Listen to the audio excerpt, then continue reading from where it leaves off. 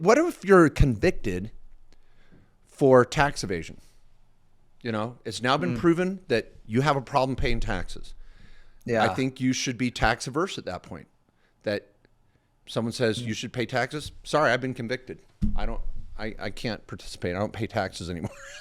Wait, this was the joke you heard. This is the worst joke ever. Was that the worst joke ever? It was terrible. I don't think it was the delivery either. Corey's going to cut that whole thing. All right. So when I go, I heard this comedian.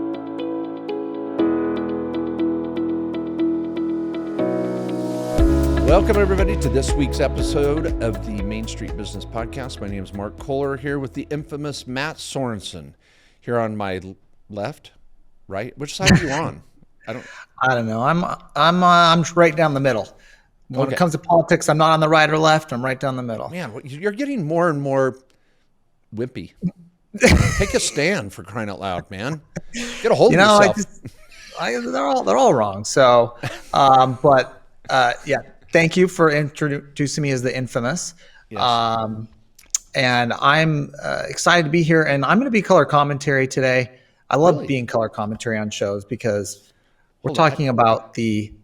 Well, were you not expecting that? Well, no, I thought I was color commentary, but if you're going to call it, going to be color commentary. First, it's my turn. It's true. I'm more humorous. So you're going to say you're more fun. That's true. Okay, so the topic, folks, we're going to be hitting home office and auto. Who doesn't love that topic? Yeah. And it's a write-off. Yeah, your home office, it's a write-off. Everybody has a home office now. It's the cool thing to do. Have an office at your home. I want to be the cool kid. And it is not, I'm going to say this right out of the gate. Any of you that are like, well, my accountant says it's a red flag. Or we have a lot of accountants and professionals that are listeners of our podcast. Want to welcome you. Thank you. By the way, our workshops this fall are all CE qualified. So if any of you want to come out for 6 hours or 12 hours for a 1 or 2 day, get some credit. But anyway, people, chill out. You know, don't be Matt Sorensen and take the easy way out, left side, right side. Own it. If you want a home office, take it. Don't be scared to do it. Well, when it comes to the home office and the auto deduction, I do take a stand. Oh, you know, that's something I'm passionate about, and I'm going to go run a campaign on those principles. Okay, whatever. All right, now we'll see how you do today. And yeah, this is good. I think everybody out there, if you're an investor with a rental property, side hustle, full-time business, running a rental property for your kids in college, your parents, you're renting one of your homes to your mom or dad, trying to eke out everything you can out of Medicaid, whatever your gig is, home office, auto, huge write-off, period. Yeah. So we're going to nail it today. It's going to be good. This is one everybody needs to be doing. And I think it's an audit red flag if you're not doing it, frankly. I'm like, not just an audit red flag. It's kind of like what's wrong with you red flag. Stupidity red flag. Are you even trying on your taxes? I mean, jeez. You even want to try? It's like, all right. And before we jump into the main topic, I have an announcement. It's fairly traumatic. Okay. It's been a big month. First, my last child leaves the house and is off to college. Dropped her off. Big moment. You think you want to be an empty nester? Mm-hmm. Yeah. And then you kind of walk into the house and nothing's going on. At least the house is clean, you know. That's a pro. Yeah, it's a good thing. My wife looks at me and goes, this is pretty boring. I'm going to go visit our other daughter in California. I'm out of here. I'm like, okay, fine.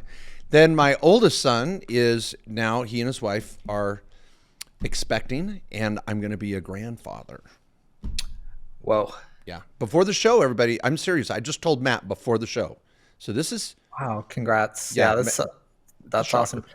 I also got my AARP card the same day, and I curled into a fetal position, and it was a hard day. You know, Grandpa. Yeah.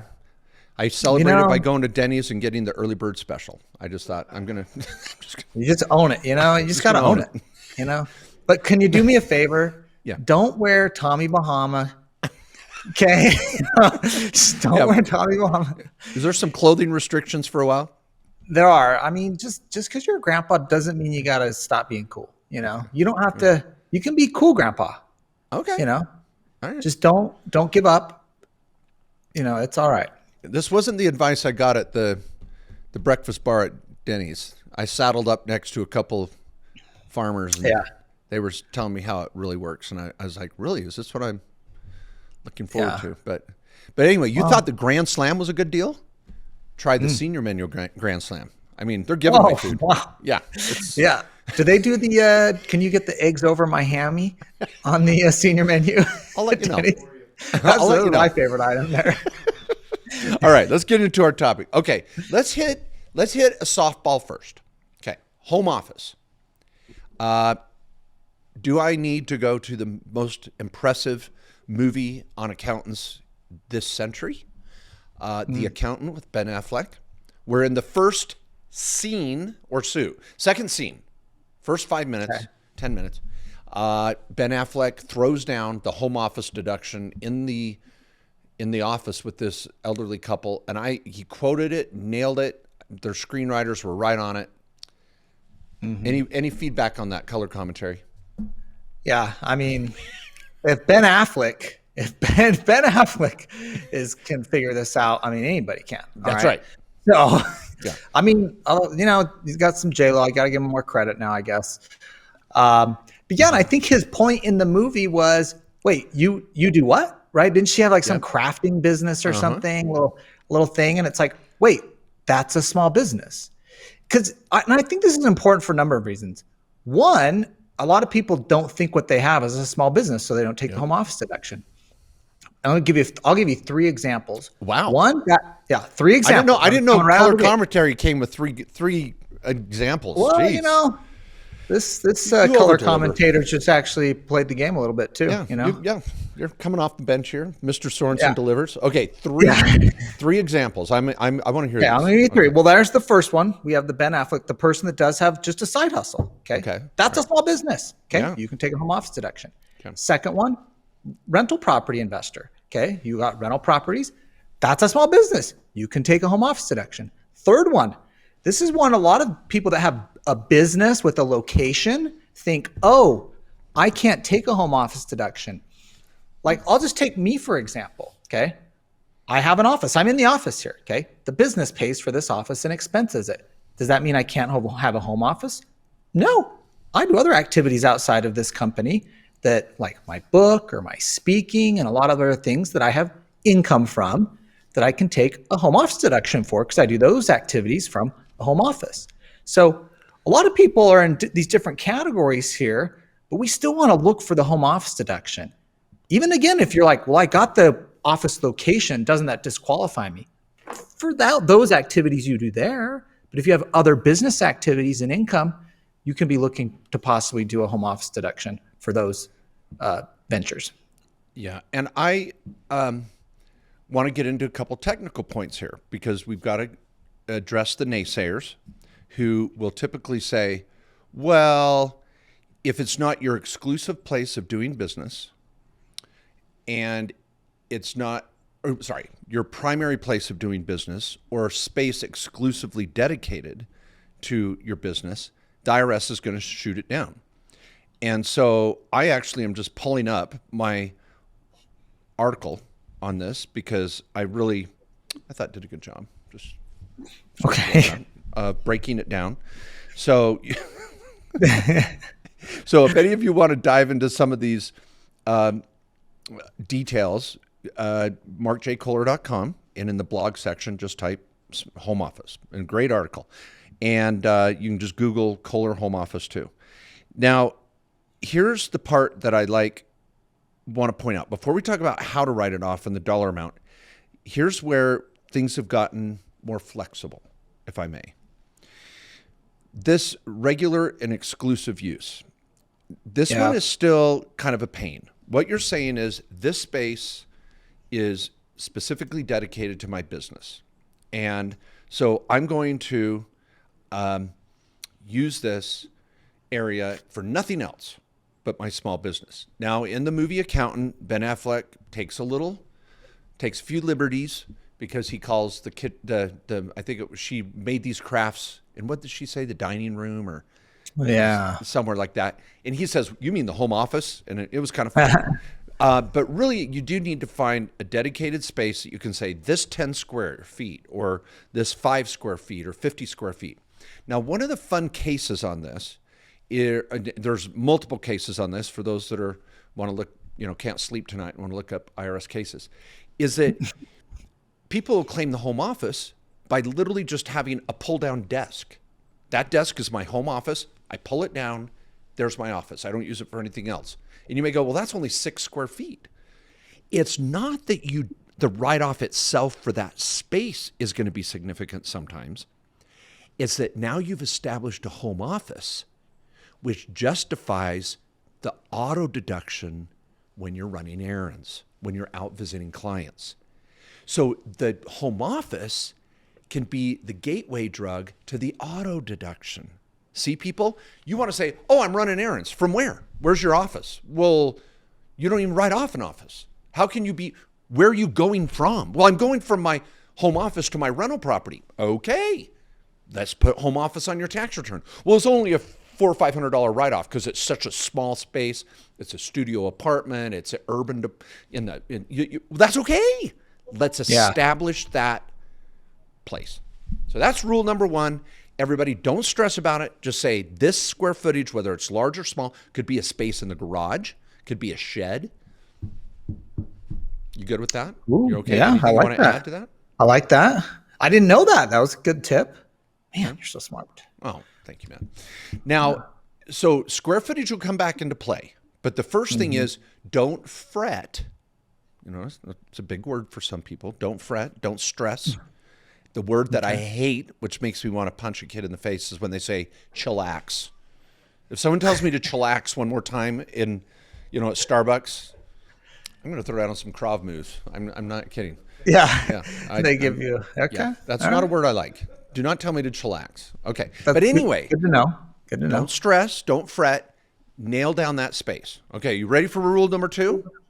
Okay. Rule number 2. Yeah. Okay. Then I'll shut up. Okay. Then you can color commentate away. Is the principal place of doing business. Now, here's where we've got another, what do you call it? Peace offering from the IRS, or I should say a win in the tax court. Okay. Yeah. Is the second rule that many of us for the last 30 years have had to deal with is, okay, so you've got this space in your home that's specifically dedicated to home office. Fair enough. That's rule number 1. Now, you got to satisfy rule number 2. And that is that this place that you're calling your home office is your principal place of doing business. So if you're a doctor and you've got a doctor's office, then there's no way you can have a home office because it's not your principal place of doing business. If you're a realtor, if you're I don't know, restaurant owner, whatever, a lawyer, accountant, anybody that has an office away from home, the accountant would usually shoot him down. Well, in the last 5 to 7 years, there's been a number of cases that have established what's called the administrative office exception. Now, I love this because what it says is, well, and there was a doctor up in the Northeast that took the IRS to court and said, you know what, I'm going to fight this on the principle of the matter alone. And he did a favor. Was this doctor a dentist? No, he was a doctor. I know a dentist would be typical. All right. This is typically a dentist move. Now, we're not going to get into anti-dental jokes because I'm not a dentist. Yeah. You're only allowed I'm not an anti-dentite. Yeah, I'm an anti-dentite. That's a Seinfeld reference for some of you. Okay, now, in this case, a doctor says, whoa. This is ridiculous. I go home at night. I review charts. I return emails. I make phone calls.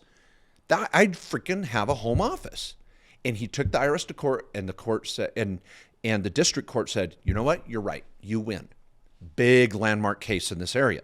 So what it means is, as long as you're performing administrative duties, it does not need to be your principal place of business.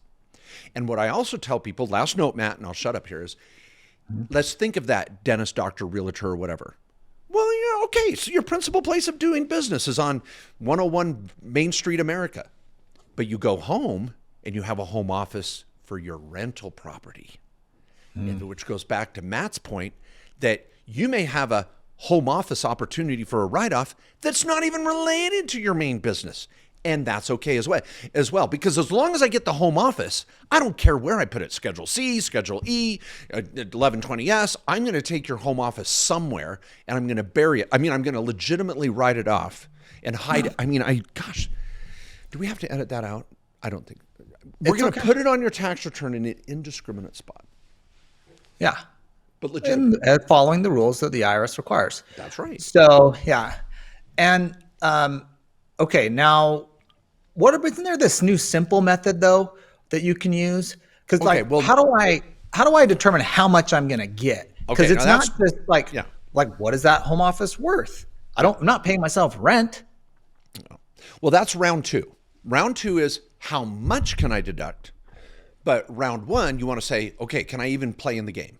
Can I enter the ring? You're not ready for round two? I can be. I'm just okay. I'm just trying to create some framework here for our listeners. Got it. Okay. I want to make sure our listeners are having a good experience. Okay. All right.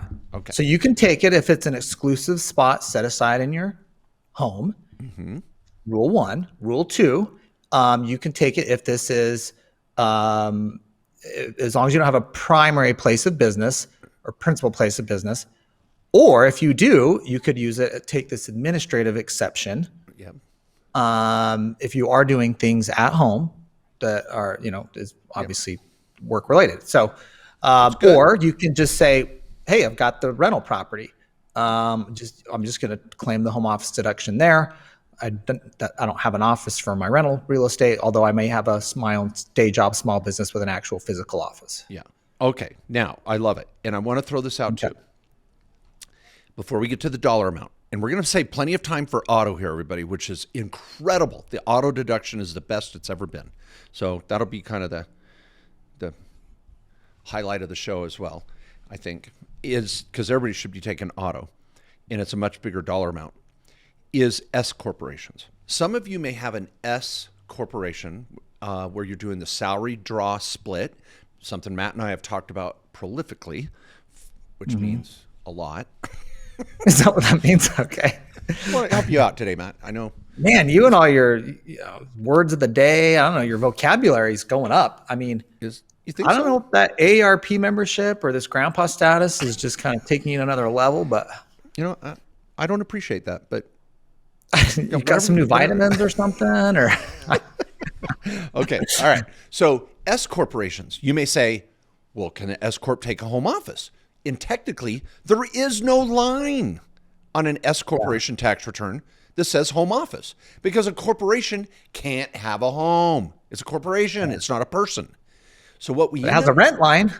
Yeah, it has a rent line. So Matt, there you go. So there is the loophole, a valid loophole. That's what we love.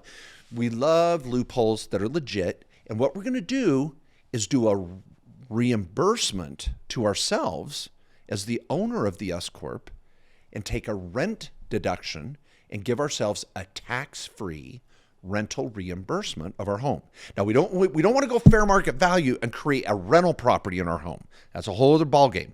What we want to do is a reimbursement of what the costs are of us sharing our home with our S Corp.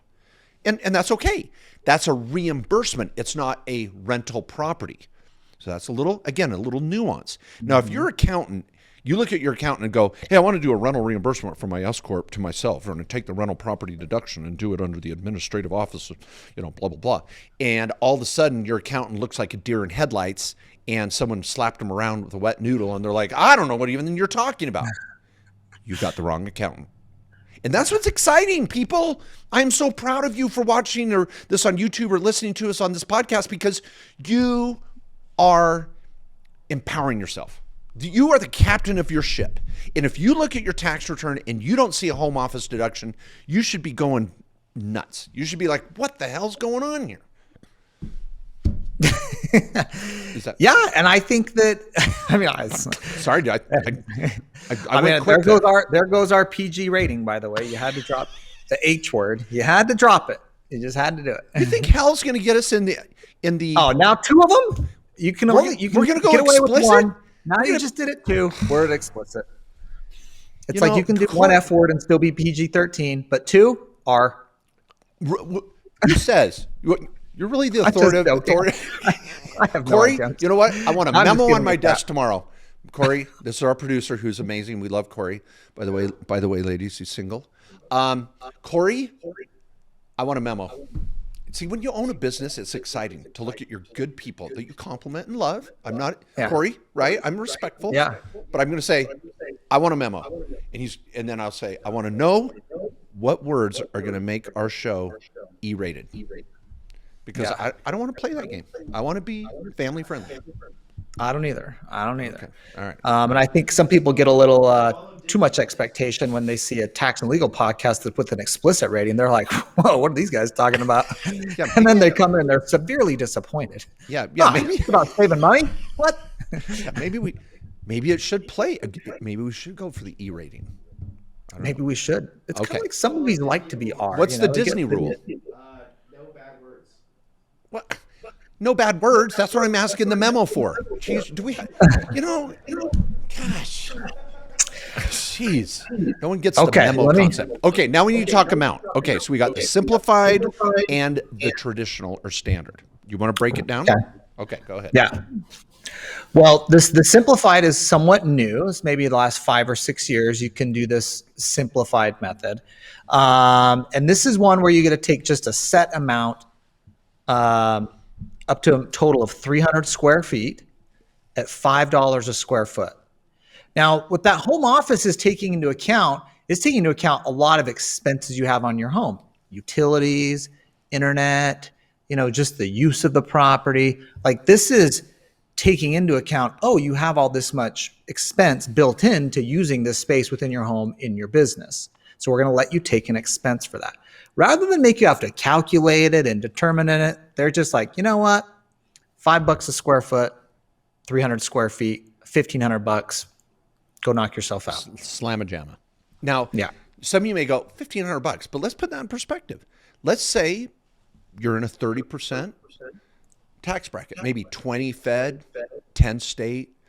Some of you that have that little side gig, a bigger W-2, you could be pushing over 30%. Well, look by just listening to our podcast, let me add value to your life today. By listening to our podcast, you just got a $1,500 write-off. That's your basic simplified method. The IRS they're not going to chase you down for a $1,500 write-off. Let's make sure you qualify. Take it, boom, $1,500. Well, if you're in a 30% effective bracket, you just save $500 in taxes. You're welcome. Yeah. Yeah, you're welcome. And you can do that every year. Yeah. Right? That's like That adds up. $500 every year. Yeah, it adds up. You can address your thank yous with a check for whatever amount you feel free is reasonable I to mean, our most office. lawyers would take 1/3, and there's no fee unless you win and get $500 in a deduction. yeah. So no fee We're not unless you greedy. win. We're not Just greedy. 1/3. Yeah. Yeah. Just a Jeez. little something for that little tidbit that just saved you $500. Now, here's what's cool. Let's get a few of the little low-hanging fruit here. Some people go, well, I've got 3 businesses in my home, so I get $1,500 each. Nope. You have one home office, take the $1,500, that's it. You can't triple or double down. Now, what you could do if you have 3 small businesses is take $500 in each business, furthering the disguising. I don't know what word to use. Furthering the Strategizing, I think. would be a better strategizing. word. I Better don't wanna- structuring. Yeah. There's got to be a good metaphor here that you don't want to draw attention to yourself. Like, what you think of a good metaphor, like you want to do something, but you don't want to draw attention to yourself. It's like speeding. You're going to speed, just don't do it in a red car. Right? Okay. Something like that, right? Don't bring it. Wrong one though, because it's not speeding. It's it's within the law. Well, I've heard red cars get more speeding tickets than regular cars. Have you heard that? Well, but they're also speeding.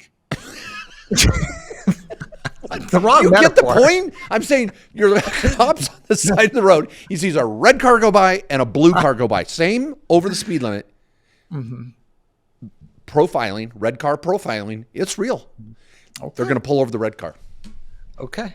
I'm just All right. I'm just saving you some speeding tickets too. Look at this. The show's about saving money. Okay, now Yeah. don't triple down. Well, everybody stick to the tax advice, not yeah, to the yeah. car color advice. There was another good one I had on home office. Remember, Well, home office doesn't include the computer. You can expense that. furniture, supply. We want to write off all the printers, the copiers, the fax machine. Corey, do you know what fax machine is? I do. You saw that? The thing that I use to send people. Say in a movie or two, maybe. Corey, he was at the Smithsonian National. I used to send pictures of my. I haven't seen a fax machine in years, so okay. I saw this meme, by the way. I'll tell a joke. I saw this meme of a lady saying, "Oh, what's your number? I'll fax it to you." And then it's a guy on the phone, and they're then calling back. He's like, "I'm sorry, where I live, we don't have fax machines. We don't have a fax machine." It's like, "Oh, where do you live?" "I live in 2021, Susan." Yes, life moves on. Okay. Some businesses still have their fax machine. Yeah, the IRS has a fax machine. I'll tell you that. I use that one all the time. I got the number memorized. I'm not kidding. Okay. And they haven't changed their on hold music in 15 years. It's enough to kill you. Okay. Now, the traditional method for home office is what Matt said. Now, I have clients that have more expensive home. They have higher property taxes. Maybe they're using a good portion of the basement, the garage. They're storing material on site. They have a little salon in the back. So you could have a more robust home office that exceeds 300 square feet by far. And that's when you want to go with the traditional method. So you take your square footage, you multiply it by the mortgage interest on your home. If you're a renter, that's fine. You don't have to own a home to do the home office. And you're going to take a portion of landscaping and utilities and mortgage interest and property taxes. And I would say on the high end, the clients that go the traditional method, unless they've got a little warehouse or garage that's using a lot of storage, I'd say you're going to hit $400 or $500 a month. Well, that's a $5,000-$6,000 deduction for the year, and that's a good thing. Now you have what's called depreciation recapture. If you go to sell your home, there's a depreciation factor that's in the traditional method, and you're supposed to recapture it. So for those that owned it, yeah. If you rent, then you don't have to worry about it. And also in the simplified method, you don't have to worry about the depreciation. You don't have to worry about it either. Okay. They let you to give you a pass on. All right. Now, with all of our joking around, because we're trying to make this podcast palatable, everybody, so we appreciate your patience. No one wants to talk. If you tell your friends, yeah, I listened to a podcast on the home office write-off, they're going to go, what are you, nuts? You're going to, no. These guys made it somewhat enjoyable. This old fart grandpa guy and this young, dapper-looking Phoenix bachelor, we're quite the pair. I know you've got a steady. I don't want to say. Yeah, I'm in a relationship. Are you officially engaged? Can we say that? No. Okay, all right. Yeah. So she should not listen to the show. Okay, I will. Yeah. Corey? She gives up on the show. So. Okay, she gave up. Okay.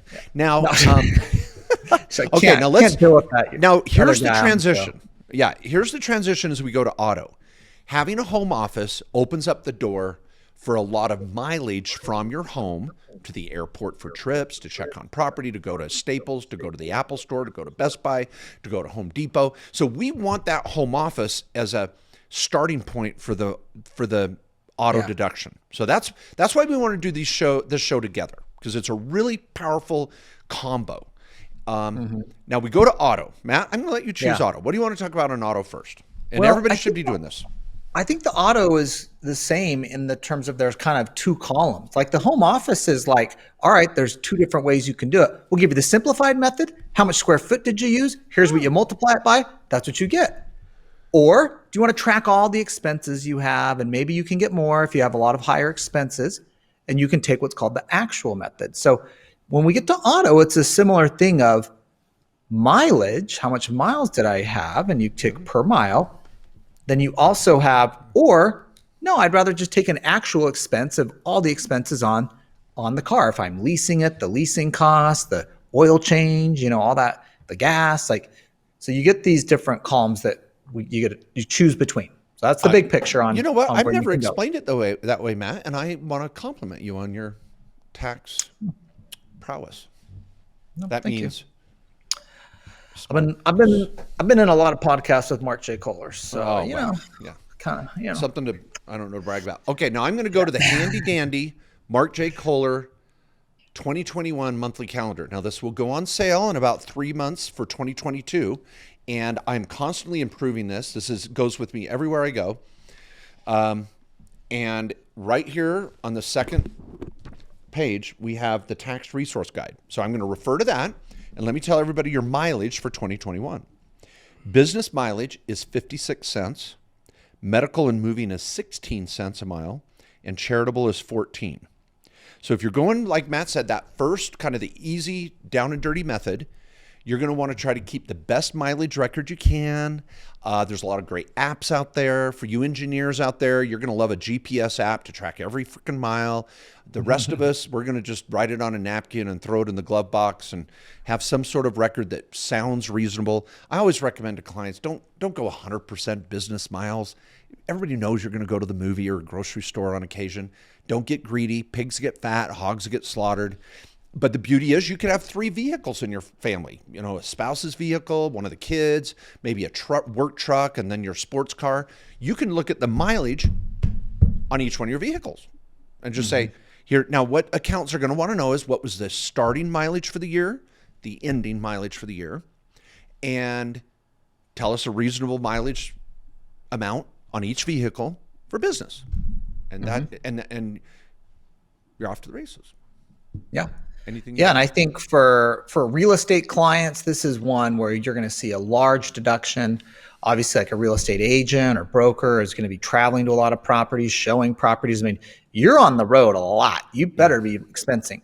Now, when you're going to your primary office, let's say you actually have an office location, those are commuting miles. All right. Those are not miles, even though if it's from the home office, let's say, that you may take down to your other office or your broker's office. Let's say, just use the agent as an example. You don't expense that. Yeah. But, I'm going to a meeting. Okay. Now we're talking business miles. I'm meeting a client. I'm checking on a property. Yep. Those are business miles. I like Matt's distinction here, everyone, because I don't want you to get confused, get a little greedy with what I said earlier. When you have a home office, we can start tracking miles leaving the home for any business purpose. But if you do have a primary business location, those are still going to be commuting. So you say, well, what's the give then? Why do I care? Well, you're still going from your home, like Matt said, to a meeting, to Best Buy, to Home Depot, to a rental property, to all these other places that you might need to go throughout the day now become a mileage deduction on top of anywhere you would have left the primary office to go to. So it opens up a lot of doors, and you start adding that up. This could be several $1,000s in write-offs. You're welcome.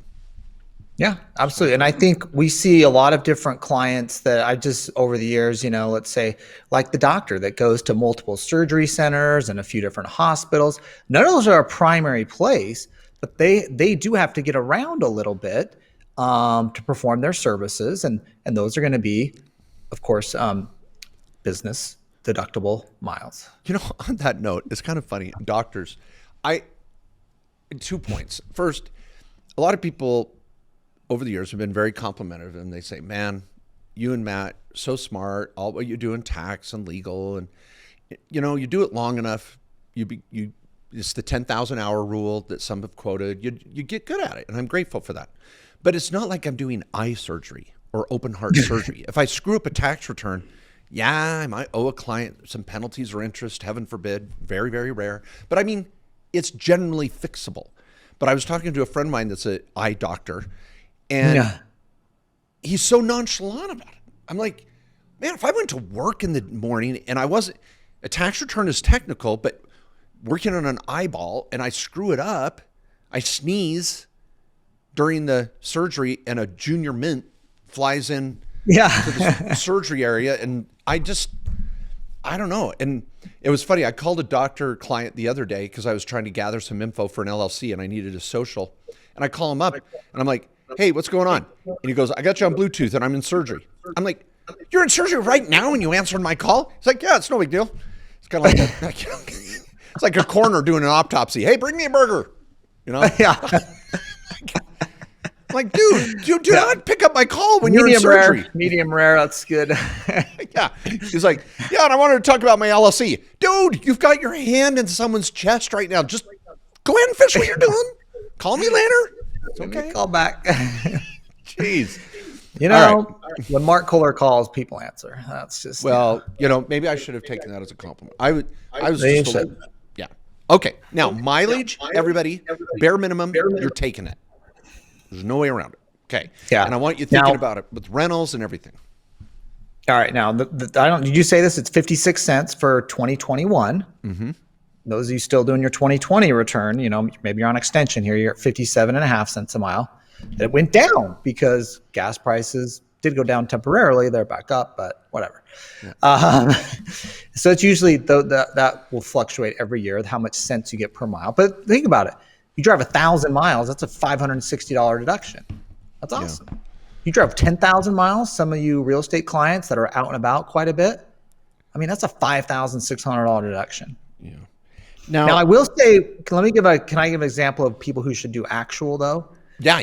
And let's get into the actual number. I'm pulling up some data here so I can give you some concrete figures on the actual ideas, but you give us an example. Okay. Like if you've got a cheaper car and you drive high miles, mileage is a great deal. 56 cents a mile. Like I said, for 1,000 miles you drive, it's a $560 deduction. Okay. You do 10,000 business miles that year, $5,600. Pretty sweet. Let's say that you drive low miles though. Then you're like, you know what? I drive like 3,000 miles a year for business, but I have a very expensive car. And maybe it's even a lease. It's $1,000 a month. And I use it for business. I want to look good in my business meetings or whatever I'm going to, whatever reason, I don't know, Yeah. Whatever reason you did that. Okay. Well, if you're paying $1,000 a month, let's say it's a $12,000 in expense and you use that car 90% of the time for business, you're going to get 90% of that $12,000 deduction, which is around $10,000. So that's going to be better than, I only drove, a few thousand miles at 56 cents. I would have been a $1,500 deduction. So, but you have to have low use of it. If you don't have a lot of miles, the actual just doesn't, if you have high use of it, the mileage is going to end up coming to beat it out. Does that make sense? Yeah, it does. In fact, down in the show notes, Corey, will you please make sure this happens too after you get done with that memo? Will you make sure that there's a link to my auto deduction article? Every January, I try to write an auto deduction article, thanks, Corey, that goes through all the rules for the year, what to expect, and I have 7 rules of thumb. And Matt gave you 2 of them. High miles, cheap car, low miles, expensive car. Those are pretty clear cut. Go mileage or go actual. But there's a lot of other variables in there. And so when you get to that article, you'll see, I fit more in variable number 4. But then you may have a different car in your household that uses a different rule of thumb. So you can choose actual for one vehicle and mileage for another. And keep in mind, once you choose a method for a car, you're pretty much stuck with that method until you sell that car. So you want to be thinking, how long am I going to hold this vehicle? What is going to be my usage pattern for the next 2 to 3 years? And be really cautious with that. Now, let's go through some numbers. The old rule for auto was crappy. Now, hate Trump, love Trump, hate Biden, love Biden. Let's take politics off the table. In fact, this week, Biden's coming out with his infrastructure bill. Matt and I are going to be diving into that and doing a special podcast on it as well. But the House passed last night, pieces of it, but it's still a mess and no one knows what the heck it is. So guess we'll find out. We'll be on the case next week. We're on the case. We got your back, people. Okay, now why I bring up the politics of it is you have to embrace, as a business owner, whatever you're given. And even in spite, you may say, I don't like Trump or I don't like Biden. Always take the time and try to keep emotions out of it to say, hey, what is in this package that I can really take advantage of? And so Trump and the GOP in his first 2 years passed the Tax Cuts and Jobs Act. And one of the just landmark changes they made was we need to improve the auto deduction because it hasn't been improved since like 1978. I mean, it was terrible. And so people would typically with their auto, and I put this in my articles and workshops for years, the last 15 years, I'd say, if you got an auto, you're never going to go actual. The write-off sucks. Just go mileage, but you had to be in that SUV or truck world. And a lot of people are like, I don't want to drive an SUV or a truck. I got lower gas mileage. They're bigger. They're tougher to park. And other people love them, whatever. But auto mileage, in the auto world, you're pretty much in mileage. Well, in my workshops this fall, I would highly recommend you look at these, please. There's Dallas, Chicago, Orange County, Honolulu, and a virtual event. I go to those locations for you folks so that you can have a live experience interacting with others and get a great tax write-off driving to the event with your auto. Oh, yeah. Okay. Now, in the event, I've got slides for you and I'll go into more detail, but just to hit a couple of highlights. In 2017, before the passage of this new law, which is still in effect, if I bought a $40,000 car and I tried to take the actual method and drove it 100% for business, which again is fairly rare. Usually we're going to put our clients at 90, 95 at best.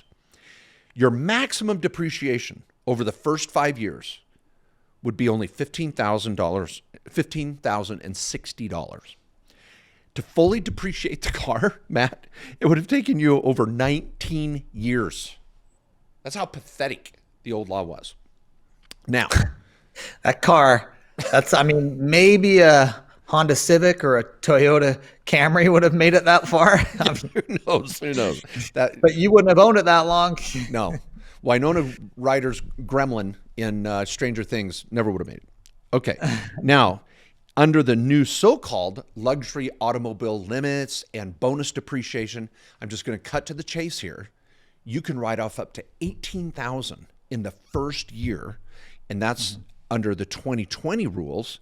2021 is even higher, but point being, this $18,000 plus write-off can be under an auto. You don't have to have this 6,000-pound tank driving down the road. And some call the urban assault vehicle. So bonus is a big deal. So under the same vehicle bought in 2018 and up to this year in 2021 as well, that first 3 years, I could take 43. Okay, this is on a $58,000 vehicle. On the $40,000 vehicle, in the first 3 years, we would be at about $35,000 in depreciation. So like almost fully depreciated. Almost fully written off in 3 years. Now, when would you want to do that? When I have high mileage or low mileage? I'd want to do that on low mileage. Boom. There you go. So people, that's easy to think about. Who this hits are Hawaii clients. They're on an island. Okay, let me repeat that. They're on an island. They don't put on a lot of miles. Yeah. And so they're in traffic if they're on Oahu or whatever. Oh my gosh. And it might take an hour to get somewhere, but there ain't a lot of miles clocking in on that. No. And cars are expensive. Some of you are in like SoCal like that, where it's like, oh, it's only 10 miles away. I'll be there in an hour. Yep. Yep. So autos have gotten better. So those of you in those places, seriously, you don't want mileage isn't going to be that awesome for you. No. And it's interesting. You go into the Western states where there's a lot more distance to cover between cities and airports and where you might be going to check on rentals. 9 times out of 10, the client's going to look real hard at mileage. And they don't want to put a lot of miles on their more expensive cars. So they have an expensive car at home for the client lunches, the client dinners. We go actual. And then they got the commuter car, not really commuting, but the high mileage car that I'm going to use in my business to just freaking burn miles. So, all right. Love it. Okay. All right. I liked how you cut to the car chase there at the end. By the way, you could use that one in your next podcast on mileage. Oh, well, thank you. You said cut to the chase. I mean, my timing's a little late here on that little tidbit, but Matt, you're doing a great job. One would say you cut to the car chase there. Oh, it's the little things, Matt. People appreciate them. I told you I was doing color commentary. Yeah, you're doing a great job. I didn't say it would be good. I think you're doing a fine job. All right. Now, SUVs and trucks and a close third are RVs. Once your vehicle weighs more than 6,000 pounds, oh my gosh, it's like, we're in a whole new world. It even gets better because under the bonus depreciation rules, you can write off the entire vehicle up to its business use percentage. So if I have a $50,000 vehicle, new or used, with a loan or without a loan, bought it on December 31st or March or earlier in the year, doesn't matter. What is my business use percentage? So if I'm at 90% business use, then I would say, okay, that means I'm at $45,000 of business vehicle. I'd say 10% of 50,000 is 5. Subtract that. I've got 90% business use. So I can write off $45,000 worth of vehicle, plus fuel, repairs, maintenance, tire change, everything Matt was talking about. Good stuff. Yeah. Holy crap. $45,000 like that. And so the SUV, you no longer have this truck versus SUV crap. If it's over 6,000 pounds, we're in the money.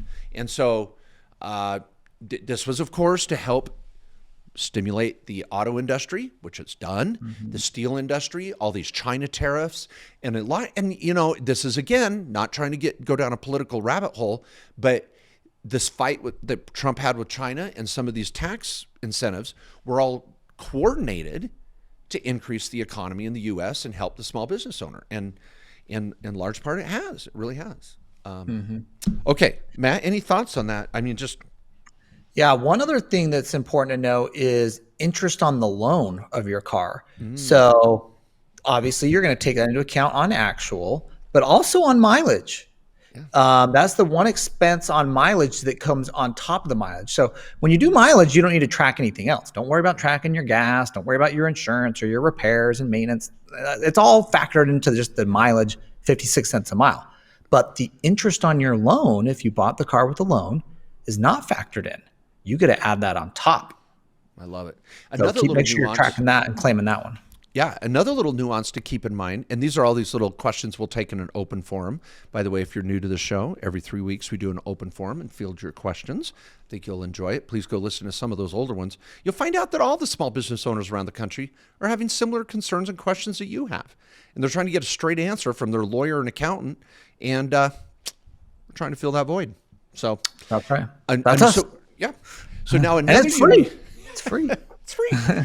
It's free. Okay, now another interesting factoid is what about rental cars? So keep that outside of this conversation. That would be a travel expense. So if I drive to the airport for a trip, the auto deduction is what I'm going to take to get to the airport.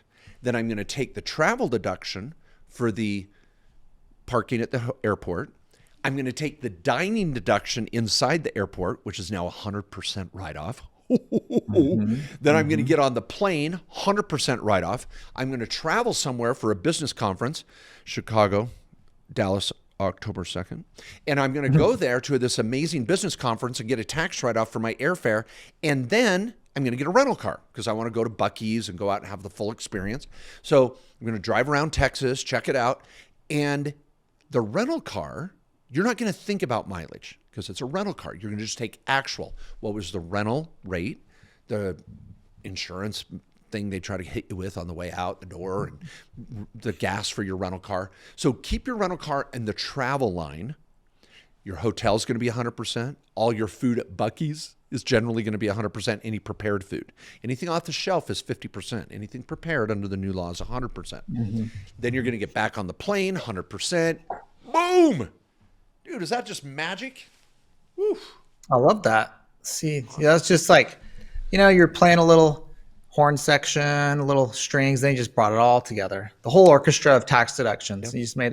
You just turned it into a masterpiece. And why don't you drive us home? Well, if you like this show, if you are still listening to this show, go give us a 5-star review already, all right? It does help other people find the show, and it makes us feel warm and fuzzy inside.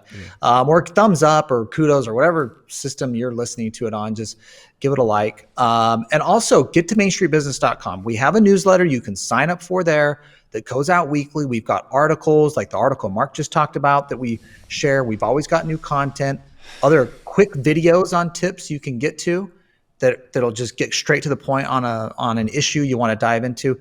I mean, Mark and I have hundreds of videos. I don't know, say thousands yet, but hundreds. Yeah.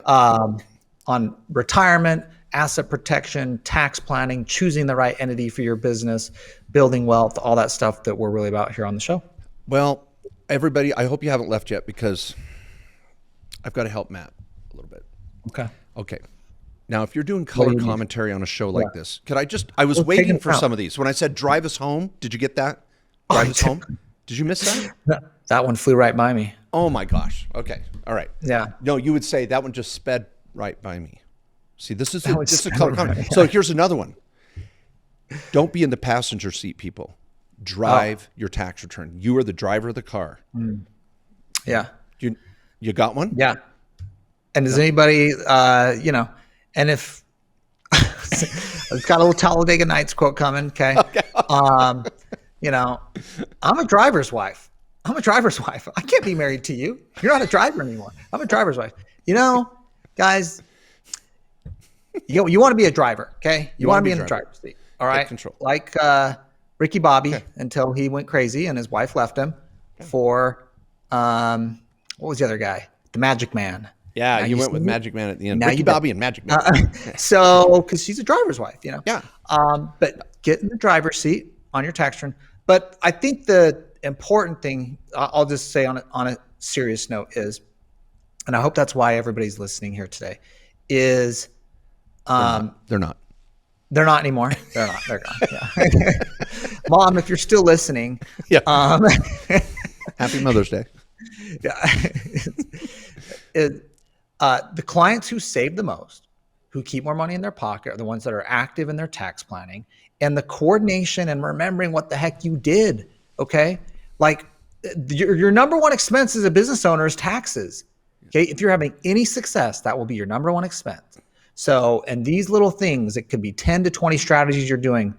All those add up at the end of the day to be hundreds of thousands of dollars, millions, depending on the size of your business. So take it seriously. You can't just rely on your professional and think they're going to pull some wizardry out when you send them your information. Like, you got to know, just get engaged, get in the driver's seat. And I'm going to wrap up on the bus. Love it. And I'm going to wrap up with 2 or 3 here because you're just letting me down here. So get out of the passing lane, get into the fast lane, people. Okay. Go into turbo with your tax return because you got the power. Put premium gas into your tax return, Is that a Hemi in your tax return? There you go. Is that a Hemi? It wasn't that hard. See, I appreciate that. That's what a good color commentary guy does. He reaches deep. Reaches deep. Mm-hmm. All right. Anyway, thanks everybody for listening. We love to have fun here, and we sure appreciate you listening. We try to ham it up. But get engaged on these write-offs. They're legit, and they're going to save you thousands. So see you next week on the Main Street Business Podcast.